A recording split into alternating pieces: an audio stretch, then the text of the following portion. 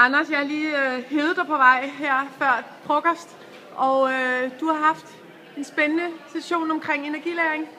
Ja, det var en ganske spændende session.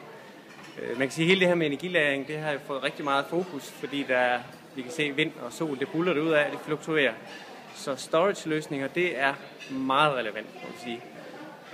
Og hvis jeg kan hive sådan et par enkelte highlights frem for det, så var det dels, at vi fik først et overblik over et europæisk roadmap frem mod 2030. Hvor skal man fokusere, hvor skal man sætte ind? Det er sådan lidt et helhedsbillede. Og så vi nogle spændende ting. Man siger, noget lidt interessant, det er kombinationen af lagerteknologi sammen med eventuelt noget andet lager, sammen med eventuelt noget produktion, vind.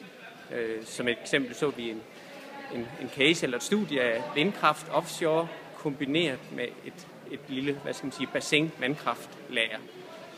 Og det tror jeg, vi ser mere til de her kombinationer, som kan skabe nogle nye løsninger, eller noget bedre økonomi i lagerløsninger. Og hvem er det, der kan sådan se på tværs på den måde?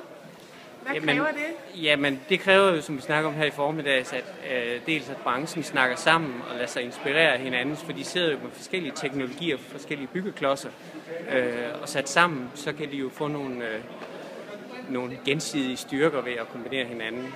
Så det er et spørgsmål om samarbejde og have en klynge af viden og en vidensdeling inden om klyngerne. Hvornår skal vi glæde os til det her energilæring, som alle taler om? Jamen altså, energilæring er jo i gang i mindre skala. Man kan sige, hvornår kan du håndtere det i større mængde? Altså, der er vi nødt til at sige, at det er meget af det er noget, der tager både 10 og 20 år, inden det rigtigt begynder at fylde noget. Og sådan vil det være, men så er det jo godt at være aktiv med forskning og udvikling fra starten af. Tak skal du have, Anders.